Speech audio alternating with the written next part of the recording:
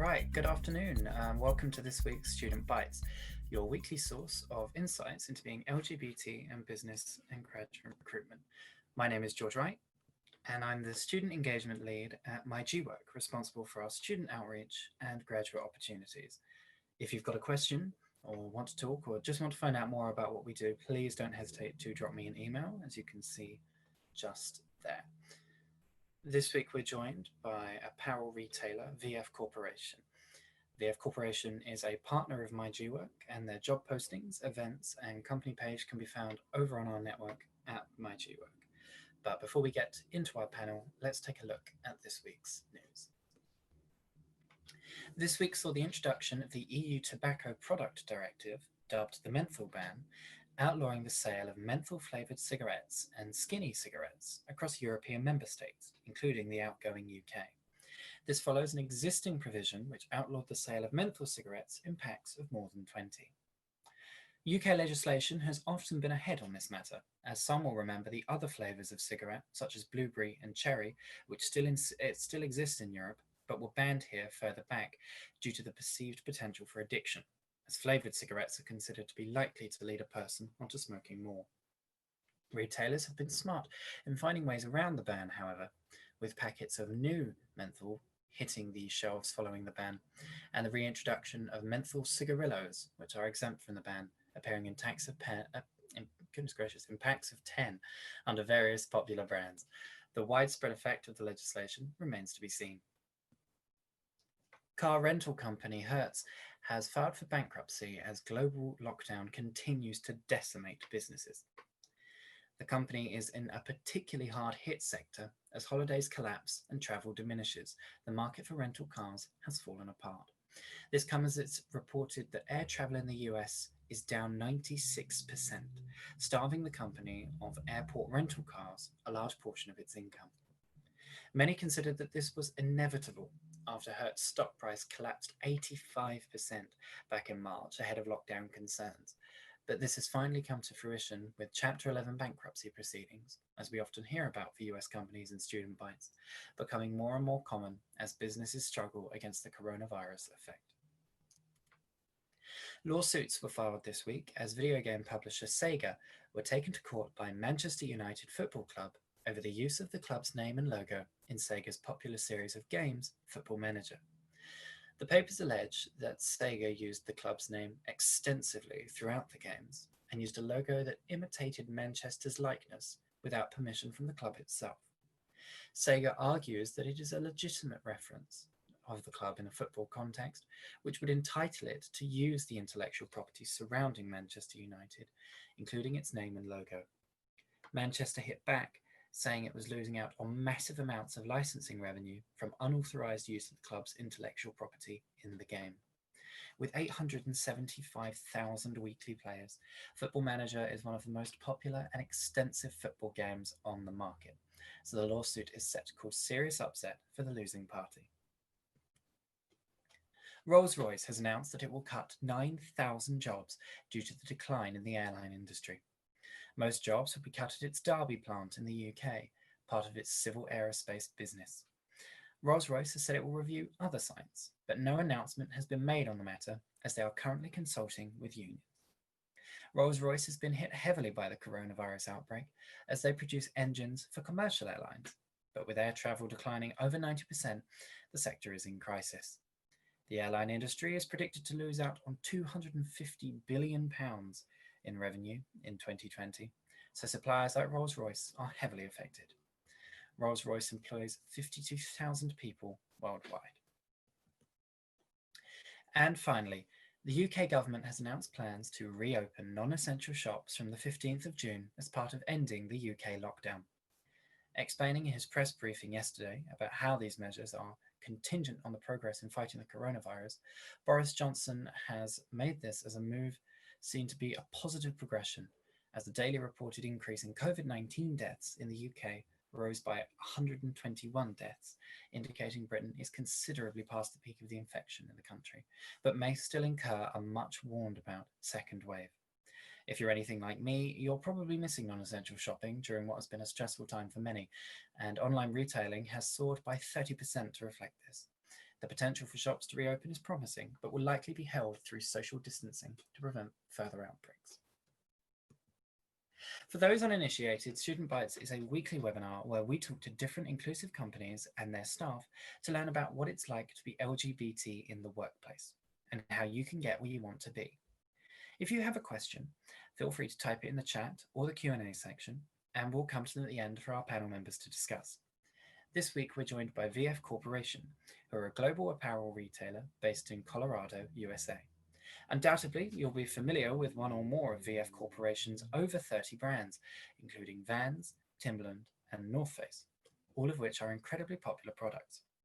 This popularity is reflected. VF Corporation are believed to own over 50% of the US market in certain outdoor markets, such as backpacks, due to the strength and popularity of the various brands the company controls. Joining me from VF Corporation this afternoon is Sergio Correda, Global Digital Transformation Lead at VF Corporation. Sergio is an HR leader with an extensive experience in HR and human capital domains, who now leads the digital transformation of the company. In this role, he focuses on the people side of transformation towards digital, an essential aspect of the company's growth strategy. So I would like to welcome Sergio. Yes, hello, good afternoon. Hello. Excellent, we're all here, fantastic. So I guess I'll start then with a quite an open question. How did you end up at VF, and what really sort of made you want to work there? What was the drive for you? Well, it's interesting, and I've had in my past experience already in the apparel and retail industry, but I had taken kind of a break as I was working and as I had been working for 3 years in consulting. So for me, which was a very interesting experience, as I've been able to see many different industries in a short period of time, but still the idea of working in apparel and specifically with retail was still appealing to me. So when the occasion came through, I have been able to join the European headquarters of VF in Stabio, Switzerland, and was a very, very interesting experience, especially also because I could join in a role that was a little bit with a white sheet of paper. So it was really interesting also for the opportunity to create a new role and create an engaging experience here. Excellent. So just, I mean, it's clearly different now, but could you just run us through what your office is like at VF, you know, what your day-to-day is like, what you can expect? Clearly, under these circumstances, very different. Yeah, exactly. Well, under the circumstances, all our homes have become our offices. I think one of the interesting things is in Stabio, our European headquarters, we do have another European headquarters in Belgium, in Antwerp. We have multiple brands sitting under the same roof. And this has become almost a laboratory and a real very interesting experience of how a multi-brand company can operate. Because each brand has its own identity. You can imagine Vans, for example, as a brand, as you mentioned before, very known, but also with a very strong identity, the North Face the same, etc. And this joint building has created a lot of collaboration among the brand and a lot of, I would say also positive vibe, okay? We're a pretty young organization in Europe, so you can see it also from the people that are leaving, very variegated, multiple, we have a dominant Italian heritage of people working, but we do have people coming from more than 40 different nationalities. So it's also a very diverse group of people. And this creates a very nice office environment and a very good office environment with also a lot of creativity flows across the building itself. Excellent. Fantastic. So I'm going to move sort of more to look at LGBT culture at the firm. And I just wondered, you know, how LGBT staff are supported at VF. You know, is there anything that particularly stands out to you? Yeah. So in the past couple of years, VF has really given itself some strong targets in terms of inclusion and diversity. A lot of our brands were already very active into this, I must say, but VF as a corporation has started engaging into this path, probably you could say a little bit later than other companies, but this is part of a general strategy. VF did not really have had an employer brand before, and we're working on this. And as part of that, we are supporting in general many different initiatives, okay, across the region. We are in the process now supporting the birth of an LGBT group also in Europe, based in Stabio, but there have been already initiatives in the US as well as in Asia going on. And we generally have a diversity group that is already working on supporting. As you can imagine, when you're taking the first step, there is really a big agenda that needs to be taken on board. We have been now slowed down a little bit because of COVID, in the sense that we actually had planned the official launch of the group during this period. We actually had to delay it because it's important to do it when you're in the office at that point. But I think that the support is there. And what is interesting is also the fact that when the people brought it up, the support was immediately there also from top management and senior leadership in terms of making this also a priority for everybody. Yeah, and that's great. And it's glad to see, it is like coming down from sort of higher up. It's always sort of good to see that, when you've got less barriers, I think there'll probably be attendees Yes. as students that may have seen similar barriers. So when you get it from the top, that's usually quite helpful. I just wondered, and perhaps to go further on. So you sort of mentioned, it's a relatively new thing, but so diversity networks have existed at VF Corporation before. I'm correct? Yes. What sort of work do these sort of diversity networks do? Is it events, programs? What is the the benefit? Yeah. Well, I think that the main activity that these diversity networks are bringing is education and awareness. Because I think that, and probably it's the experience of many, there are a lot of companies where you still live in a kind of in a positive culture, but the openness level is not reached out to the heights that we actually should have it, I would say. And this across different type of diversity, because very often it comes down to also where we have been growing in terms of the office, of our situation, etc. So what these networks have already been building, it's really the awareness that is needed. And for example, when I speak about the LGBT network that we're building, we have also decided ahead of the launch to actually anyway build up awareness of what this really means, for example, on the leadership team and some of the management team as well. But today it's, again, from the network that are already existing, it's about awareness with conferences that are open to the general population, with a few surveys. Also because, sometimes the inclusion part is also down to small initiatives, for example, around work-life balance, around the aligning the policies that we have in place around the organization, making sure that they are inclusive, because very often, until you have a first case that raises, you never really think about it. And that's a little bit the point. But even if the reality is that we had already done a lot of work, when I joined 6 years ago VF, in my first role at VF, I was the HR director for retail, for example. One of the first activities that I've done during the first year was, for example, making sure that all our policies all across the countries were aligned in terms of supporting same-sex couples, for example. It was not that we were forbidding that. It was just in certain countries, we didn't have had cases or requests. Legislation in some countries was still a little bit not aligned, as we all know, across Europe, but we made it. And that was already a good sign and a good point for everybody to know that as an organization, we have removed already all possibly discriminatory policies around it. In fact, that leads perfectly actually into my next question. Is wondering, I think you and I think people watching will all agree there are so many barriers to coming out, and I just wondered if you had any thought as to whether or not there are still barriers to coming out, either at VF Corporation or in the sector in general, and how you think we might overcome those. Well, I do think that there are still barriers, and the barriers will depend from two things. One is the personal experience of each of us, okay? And this is something that is difficult to discuss sometimes, because we all think that, yes, it's positive to come out. It's something that is very important for everybody of us in your personal experience, but everybody has its own pace, I would say. And depending on your family, depending on where you're coming from, you may feel this more or less important to come out at work. So this is my concept. The other side is where also your work environment is, especially when you're starting, okay? Mm. And sometimes you're still feeling judged by other people, okay? And let's face it, even in the organization that are more open from a cultural point of view, you still find the person that make that stupid joke that make you think, oh, probably I should keep this for myself, okay? That's why I was mentioning before, the awareness is really critical.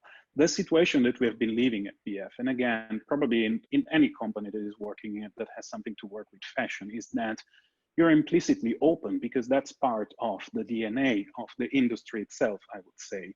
But at the same time, you still need to mature enough so that everybody's aware that also that banter joke you need to avoid, that you need to think that how you include other people of your team in whatever activities. And sometimes it's not the office activity, it's when you're inviting them over to a weekend together or something like that, how that is addressing.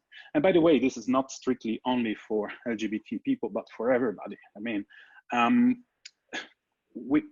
make a joke sometime in the sense that part of the maturity of everybody is sometime when you have to discover, okay, you're organizing a dinner at home and you need to think about possibly vegetarian people, okay?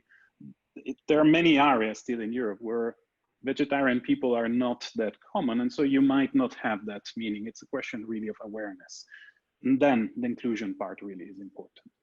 As you grow up as a manager, then what is important is really then adding the dimension. And I would say this is a third pillar, also out of my experience on how important it is to build a diverse team. You know, there is a little bit the stereotype that a lot of managers seek their clone. There are those people, okay? But if you start as a manager soon to really appreciate the fact of having real diverse team from all over different shapes, forms, and etc., that really makes a lot of sense and really adds value also to your work and your experience. Fantastic. And I think that's definitely, and you actually make a fantastic point, this premise of actually considering other people and whether or not that's sort of affected by, the positions you sort of come from. And so I just to sort of press a little further with that, I mean, because we've graduates sort of tuning in that are looking for employers, and particularly inclusive employers. And I just wondered if you had any advice to graduates on how they can find out if someone is an inclusive employer rather, and and how important that is, to them.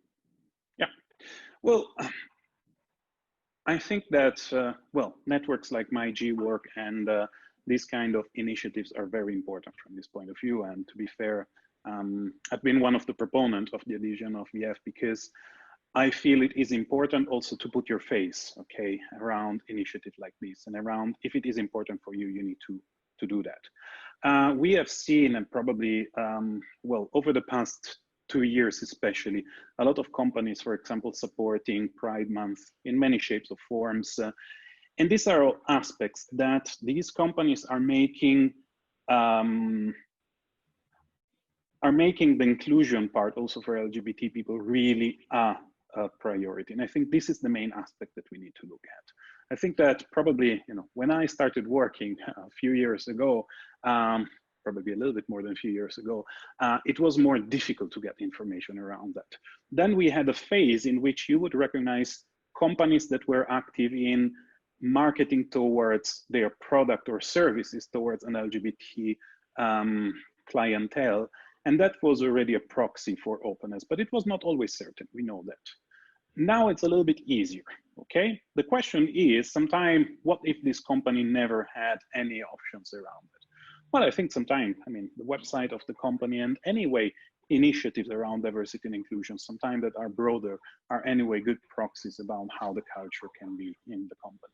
And then just ask, also during the first interview, I think it's important to do that. Fantastic little plug for myGwork at the beginning there, yes. With the fantastic note, and as I said at the beginning, all of the things can be found on our website with our company. But definitely, I think that idea of actually asking yourself what the impact of that is, and really looking at talking to people, and that's you hit it right on there. That is why we're doing this, in the hope that our attendees, our graduates, really can get an idea on where they're going. Although, if I may now rather turn our attention slightly more actually to the graduate schemes at VF. I just wondered if you could tell us a little bit about how graduates might come to work at the firm, sort of what sort of process they face? Yeah, so probably the best entry point for a young graduate is still through our internship process. We do have them in many different fields. We all know that for a young graduate, very often you need to experiment a type of job to really understand if that, yeah, you have been studying, but we know that the world of university and the world of work sometimes are different. Very often you can start doing it also before graduation, as it can be part of your graduation process. But I think that an internship is normally something that is very important. We do have them across many areas in our company, from product to finance to HR to the commercial side. And I think this is the typical entry point. We do run from time to time some experimental graduate program. They're a little bit more traditional graduate program to run that. But at the moment, VF has been growing quite a lot in the last year. So we had, and because we're transforming a lot in retail and in digital, we really did not have the focus at the moment to really build those large graduate programs that maybe other brands have, okay? But we have been successfully anyway in recruiting a lot of young talent from different countries, different also background, to really help then the people to actually move along and also discover what their real experience can be. And so does that, I suppose, to sort of look at it further, that is that for the whole of VF Corporation? So, for example, I look at the different brands of VF Corporation. Yeah. And I mean, that as we mentioned at the beginning, there's some massively iconic brands in there, some easily noticeable names, things like Vans. And I sort of wonder, if someone is watching this and they go, I want to work at Vans, is it that they go through VF Corporation? Is it advertised brand by brand? Is it, across the board? That's an interesting point. Well, HR is organized, especially from a recruiting point of view, cross-brand. If you go on our website, you will find a lot of the position advertised by brand, because most of the commercial position, the customer-facing one, are by brand, okay, and a lot of the supporting roles. We do have a lot of functions that are VF functions, finance, I mentioned before, HR, for example. So there is a central point, which actually means that you actually also have broader opportunities, because as you candidate for one specific position, you might have that opportunity to have a similar position in another brand. This is valid from store to up in the chain. It very much depends also from you, because we always notice that there is going to be a competency component around that, and then there is probably the fact that you might feel more in sync with the brand values of one of the specific brands. Excellent. So as I said, if anyone there is particularly interested in looking at particular brands, now you know. What do you think VF is looking for in its ideal candidate? I guess this will differ from brand to brand, but as a conglomerate, what kind of person are you looking for in your ideal candidate? Well, I think we do have a very strong purpose at the moment that you can discover on our vfc.com website. And there are also a few guiding principles that we have elaborated, which are really cross-brand. And I would say being bold and being curious are really two elements that are very important for our organization today, especially as it is an organization that is transforming, itself. So I think this could be two traits that might be really, really important for any people that is joining any of the brands of VF today. Excellent. I suppose next, so I mean, as we've already hit on today, lockdown has been very disruptive to our lives. I know I'm certainly missing the office. I don't know how much you feel about that, but I just wondered if you had any tip or advice on what graduates could be doing at the moment to really make the most of their lockdown and really get, something out of that. Yeah. I mean, we are at the moment with a very high level of uncertainty of what is coming next. There are so many people that are at the moment spending time in writing forecasts and predictions, and it's difficult to say what is going to be true tomorrow. One of the important elements is to anyway spend this time to learn as much as possible, on what is happening and what might be happening in the future. I mean, one of the most interesting aspects is that probably this big crisis is going to change the way work is going to work as well, because this remote work enablement, just 6 months ago, nobody would have betted that 20 million people were working from home without problems. So we need to understand how this is going to phase out. And probably there are going to be at least 3 to 6 months of whether it's a big crisis or not, but anyway of uncertainty. Okay, and I think that everybody, and this, by the way, it's valid also for the people that today are already working. It's about making sure that you invest your time in learning. Okay, and learning probably also not just in depth in one specific topic, but also in breadth around topics that might be similar to what you have been studying, for example, but that can be useful in a working environment. Fantastic. I think, this has been really interesting to sort of examine, because I mean, for a lot of people, they see these brands and consider them as, they're just the individual brands, or you work at Vans, or you work at North Face, etc. And to see it really as the conglomerate, as you mentioned, as VF Corporation, and how international that is. I think you mentioned, how many countries is it? Did you say 40? Or sorry? How many countries is it that you have offices in? Was it 40, you said, sorry? Well, even more than that, because we are present in more than 60 countries directly. So, and so, is there much option to work between those offices? The possibility instead of say being based at the US office and then seconding to somewhere else, or? Yes, well, absolutely. I mean, we do have commercial offices or supply chain offices in a lot of countries. In many countries, we're present directly with stores, for example. In Europe, we're present in 18 countries. That's just an example. So there are options across the different countries. Now, up until now, we were pretty traditional, like many other countries, in having our headquarters. So the more you were growing in our organization, the more you would need to move to one of our head offices, either in Switzerland, Belgium, or in the US. You mentioned Colorado, that's the main head office, but for example, Vans has its headquarters near Los Angeles, etc. Now, the question is, how do we evolve also from that? That's a big question mark. We don't have an answer yet because it will depend from many factors. I still believe that office work is critical for especially the creative part of the work. But maybe the question is, does it need to be 100% of the time? We don't know that. And that's something that we will be seeing in terms of evolution as we see. One of the interesting things is that VF has been evolving more and more in terms also of, before everything that was global was sitting in the US. Now, for example, the Timberland Apparel Design Center is based in Stabio in Switzerland. So we do have opportunities that are of global reach also in other regions. And how do you think coronavirus is going to impact that? Do you think, the possibility of moving to more decentralized? I mean, we've seen the last couple of months that, as you said, every house has become an office. Whether or not you think that trend will continue? I think the trend will continue. However, we need to remember that there are some constraints that sometimes are not company linked constraints. There are taxation issues, labor law issues, etc., etc. And we need to consider that. It will very much depend how much, again, society adapts to what the companies need, I would say. For the moment, I think one of the big experiments now is that we might not need as much traveling as before. Okay, we learned that. We might not need to commute as much as before. We also learned that. But from here to really take it like, oh, we can really have a total distributed workforce, it will take time. And I think it's going to be depending also from the culture and the specificities of each brand and company. We now know that the technology is there and it can work. It very much depends on how much we have been missing of the face-to-face side, which I think it's important, and everybody of us has anyway experimented a bit of that.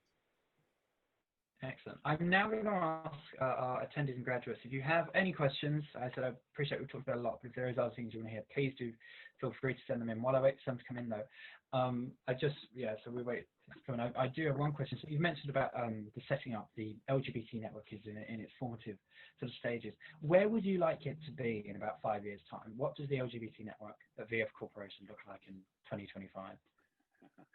Well, actually, what's interesting, I think that all of these networks, and here I'm referring to any diversity and inclusion network, the ideal is that you don't need a network anymore in a company. But this comes from the awareness and education point of view. There are many other objectives that a network can then continue to have, which is the aggregation. It can be culture, it can be developmental, etc., etc. But as I mentioned before, if the focus are awareness and education like it is today, the ideal world that is in 5 years, or hopefully also before that, we actually don't need those anymore. Okay.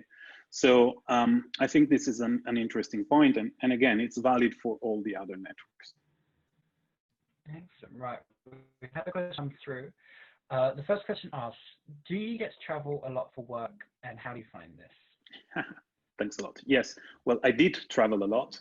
I was traveling about once a month to the US. And before, when I was working in retail in Europe, that was, yeah, I was on the road 4 days a week, more or less on average. Traveling for me has always been good, but it's not, many people dream of traveling. Also, for example, during my consulting career, I had all my friends said, oh, it must be very nice. But being stuck in airports all of the time is not always that sexy. It's very nice if you can really make the most out of it, but it takes a lot of discipline to just avoid working, hotel, airport, etc., and just trying to make sure that you're doing something positive also in between. Getting trapped in that work 24/7 sort of mindset, I suppose. Exactly. Yeah.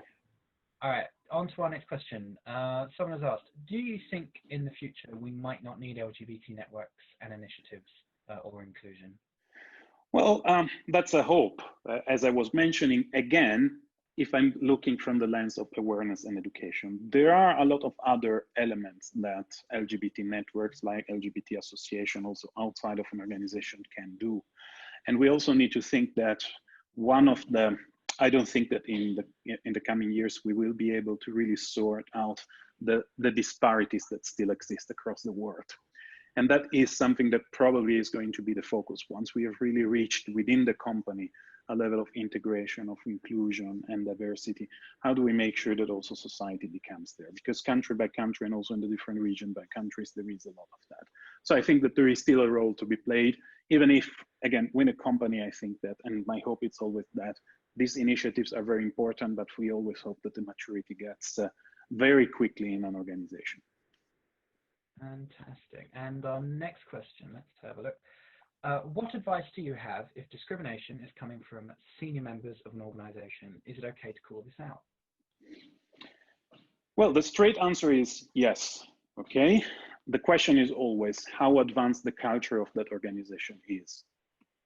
It's not about how senior that person is, but how advanced the culture of that organization is. And by the way, this can come on many different aspects from a discrimination point of view. One of the areas where I am very proud also of working for VF is that working in HR, I had to deal with discriminatory cases, and I've been able to solve them all independently from the level of seniority of the person. If there was something that was really hitting a person in its own rights, we have always been able to be very serious in resolving the situation. So from this point of view, I think it is very important. And very often, one of the points that for me is also value added, also to the positive surprise of the person that may be denounced. One of the elements is look forward if there is a whistleblower policy, if there is a line that you can call, or talk to your HR. They are there to actually help you with this. If not, this might also be a sign that maybe it's not a company for you. And I think sometimes I'm very open about this as well. Fantastic. I suppose this goes back to what we're saying about, looking for inclusive employers and, Exactly. What sort of protections you have in place. I said, if people in the audience, if you have questions, so please do continue to send them in. But we have one more here that says, do you expect your industry to bounce back from the impacts of COVID-19? So we'd already discussed, that some sales are up, other sales are down. Where are you in the midst of it? Well, as I mentioned, it's early to give really forecast. Bounce back, hopefully yes, I would say. The question is it going to be exactly the same industry? That's where we don't know yet. And I think that especially retail, it's going to really be shaped differently, probably in 18 months ahead. And by the way, a lot of the trends are not because of COVID-19. There were a lot of things that were happening before, okay? But this has just been something that has reinforced certain trends. The question is to what extent we will need to see. One of the elements, for example, we have been seeing as VF is the fact that there is a strengthening trend of people looking for sustainable products, for example, and we do have a lot of our brands that are very active around this. But again, it's not something new, but it's something that is strengthening now at the moment.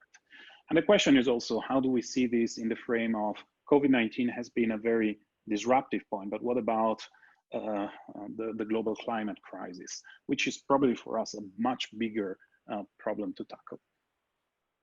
So yeah. So I suppose it's more about looking at the long-term picture and Exactly. what that's going Yeah. to say. Excellent, fantastic. I said, if anybody else has any questions, please do not hesitate to send them in. I appreciate it's very daunting sometimes putting your names in. We do have anonymous ones, or if not, you can email Sergio afterwards. I'll give that a second. But yeah, no, I think it's a very interesting sort of premise, this idea, and I think we talk about it a lot here at Student Bites about where are we going to be when we're back in offices and when we're out of our bedrooms and when we're back into shopping centres, as I discussed at the beginning, with non-essential shops in the UK opening up soon. And I think you certainly raised a very valid point that we need to sort of look at what's going on with that. Oh, another question. How important is environmental impact of products to VF? Yeah. Very much. If you read our purpose, it talks about the betterment of our people and the planet as one of the key objectives for our organization. We do have different degrees of maturity, I would say, of our brands. Timberland and the North Face are really on the forefront because the environment is part of their identity, I would say. But all of us as BF has a very important focus on sustainability. Again, that's not my area of expertise, but if you go on our vfc.com website, you will find also our yearly sustainability report with a lot of information exactly on how we are reducing our environmental impact and footprint year after year. So if you're really, really interested on that, have a look at that. And in case, reach out to me, I can actually put you in contact with our CSR team. Fantastic. I think that is the last of the questions we have for today.